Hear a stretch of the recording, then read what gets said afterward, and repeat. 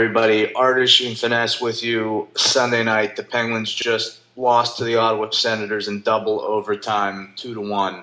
Finesse, we've been asking for something that feels more like a playoff game. I think we got it tonight, and I feel like I want to vomit. Yeah, I don't really put it in like a heartbreaking loss category. It's more just like a disgusting feeling that I have right now.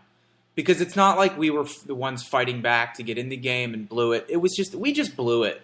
Like that, giving up that goal with 30 seconds left in regulation, we gave the game away. It was a joke. It's inexcusable. Particularly so because I'm just disgusted. Like it's not the normal feeling you have in overtime. It's just like I wouldn't have even been that happy if we won because of how disgusted I was by giving up that goal. this was a game that in regulation, as you said, was set up to be the Craig Anderson game, the game that he stole. But we weren't going to let him steal it. We were going to steal it back from him until the last 30 seconds of the game with one of the most memorable breakdowns that I think I can ever recall in a Penguin game. Let's talk about it because it's what everybody's going to be talking about tomorrow. So we got the power play. It's fine. We're standing behind the net with like 50 seconds left. Go into their zone. Kunitz dumps it in. And nobody goes after the puck except for Kunitz. He looks over his shoulder to see if anybody's coming with him. Nobody comes with him. It's like, we got the power play. Put some pressure on them. So they come back the other way. That's problem one, is you just dump it in and give them the puck back. Yeah, rather than keep. Why are we giving them the puck instead of keeping it? Why give the puck away? Why dump it in there? I mean, so what if you can't gain the zone? Just stay in the neutral zone. Pass it back to the defense.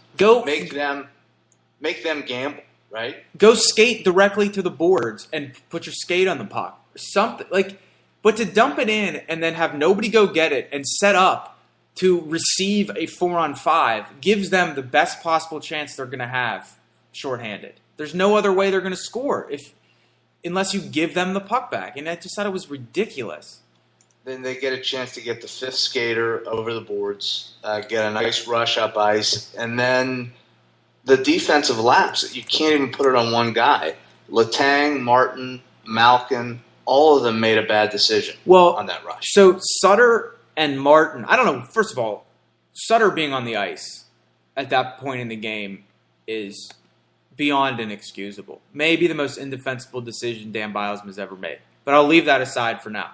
Sutter and Martin go to challenge McCulloch, who has the puck, and they just don't finish him off. They just go up to him and turn away. Martin backs off. Sutter kind of goes and he does it with everybody, just kind of pointlessly waves his stick. The weakest stick. Go and just finish him. He's flat-footed and they're short-handed. The only way that he makes a good pass there is if you give him the space to make a pass. Go finish him off. And then the other end of the equation was Alfredson streaking unmolested to the net. Malcolm let him go. Letang in no man's land, like shades of last spring against the Flyers when Letang was caught in no man's land on that Voracek goal. It's worth asking again. Does Letang know the score of the game at any point in the game? Did he know we were on a power play up by 1 with 30 seconds left? Yeah, I mean, this is why, and people get angry at us for harping on this, but we're just pointing out what is, not what should be, what could be, what else is, just what is in a particular moment. And the two guys closest to Alfredson on that play, Malkin and Letang. It's not a coincidence. These guys, too often, don't have their head in the game, make you shout at the TV. That shouldn't be happening with your best guys consistently. But in fairness to them, I thought it was the best game that both of them played all playoffs. They played great, which makes it all the more upsetting. Right. That their one glaring lapse lost the game. Right, and you could say, well, we still only held them to 1 goal, but we needed to hold them to 0 to win, and we only had to hold them to 0 for another 30 seconds to win. Yeah, it's just maddening. Malcolm was fantastic in overtime. Brilliant. I've just never. I don't know if I've ever seen somebody like that in overtime. The way he dominated the first overtime, but we couldn't Anderson was great. I mean, you have to hand it to him. We didn't get a lot of traffic in front of him. We had a lot of looks, but that's a guy that on a night like this is going to stop the first shot every time. So we had the 2 power plays in overtime, the brief one to start overtime and then one in the second overtime.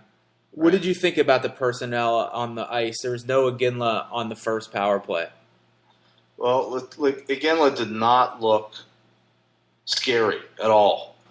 Particularly later in the game, he sort of lost his legs. But what I don't understand, if you just back it up further to the 2-man advantage that we had, which was also a crucial point in the game, I don't understand. In the Islanders series when we had Iginla on the point where he almost assassinated Nabokov, right? Why have we gone away from that? The only thing that's really intimidating about Jarome Iginla at this stage of his career, and it's very intimidating, is his shot. Why are you taking that weapon away from him? Why have him play on the goal line where he's just feeding Letang and Malkin at the point? I just don't understand it. No, it doesn't make any sense. You got to put Crosby down low on the goal line. And this is in regulation. I understand sort of in overtime why you have 2 defensemen out there because you want to be extra careful. But in regulation, if you're right. It's a waste to put Iginla on the goal line. So put Iginla on the left point and then sit Letang and put Paul Martin out there. He's been fine on the power play. So then you have the left-handed shot on the right side of the ice. And then put Crosby low on the left side. It's not a one-time area for him, but he's not a one-time guy anyway. So he can just set people up from over there. From over there, he could set up Malkin for a one-timer across the ice. It just strikes me as a total waste of a guy's, increasingly limited skill set as he gets older, but still a very strong skill set. Yeah, it's really frustrating night. I mean, I guess you have to give the Senators some credit, but why? We still should have beat them. They played as well as they could, the Senators. They really did. Carlson was better.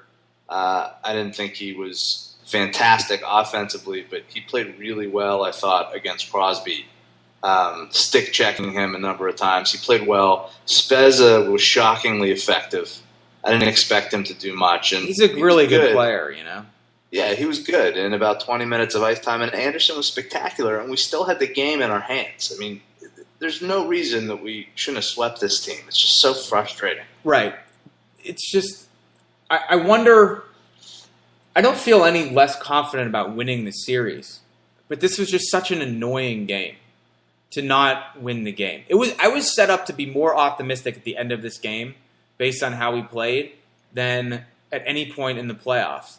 And so you could be like, well, it's just one goal we gave up. It doesn't negate everything else we did. But it does in a way because it's such a stupid thing. And we've done this so often. It's not like a one-time lapse by a team that's otherwise has its nose clean from this kind of stuff. Yeah.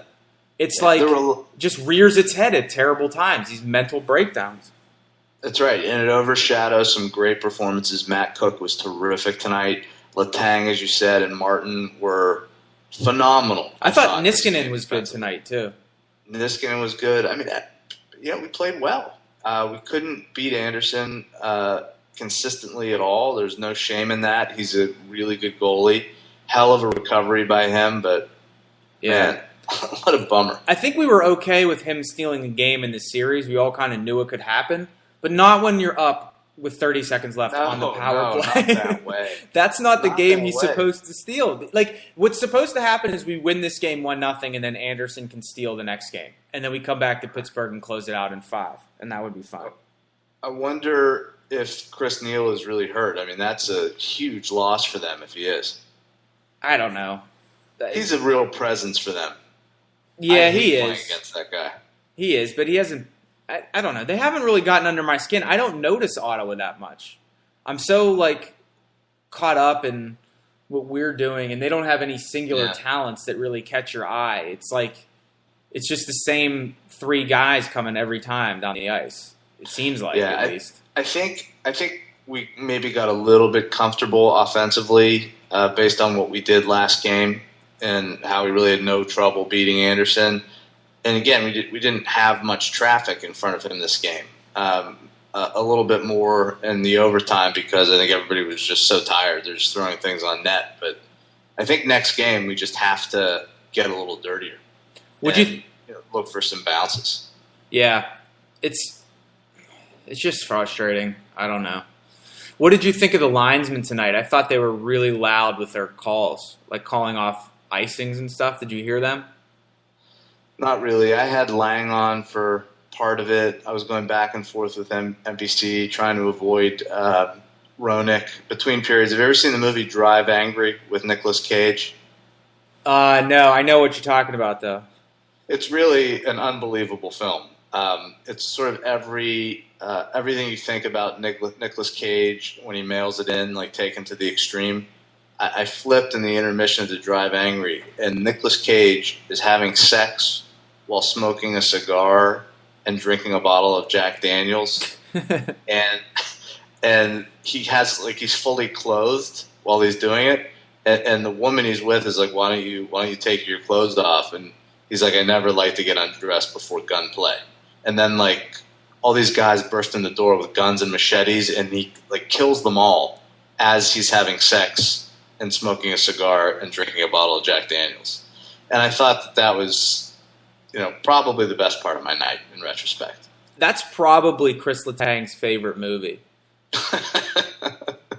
He probably thinks it's like he got robbed at the Oscars. Yeah, you're probably right. What an idiot. He's so dumb. He really is. So where's your threat level, I guess, with the Pens? I mean, in this series. If we lose Game 4, it's just going to be a nightmare. I mean, I still don't think there's any way we lose this series, but it just shouldn't be this hard. We ourselves, but we seem very capable of that. So who the hell knows? I don't know. I know. It's just, this is one of those where in the second overtime, I tried to relax. Second overtime, I'm standing up right in front of the TV, like really close to the TV. And when you see that puck go in, your whole body like sags. You know, like I bent over my knees. Almost like Colin Greening. Colin Greening, man. Yeah, nice player. Frickin' Colin Greening. Yeah. All right. Let's save the rest for a post. Yeah, we don't need to belabor the point. I really don't want to. Let's wrap this up. Wednesday night is Game 4. I don't know what my situation is, but maybe I'll call in. We'll do the podcast. I'm going to be on vacation. I need to get away from this series for a little bit. Yeah, I don't know how this 2 days of rest is going to go over having to think about this one for 2 days. It's going to be ugly. All right, try to get some rest, everybody. Let's regroup, collect ourselves. Until next time, GTOGB.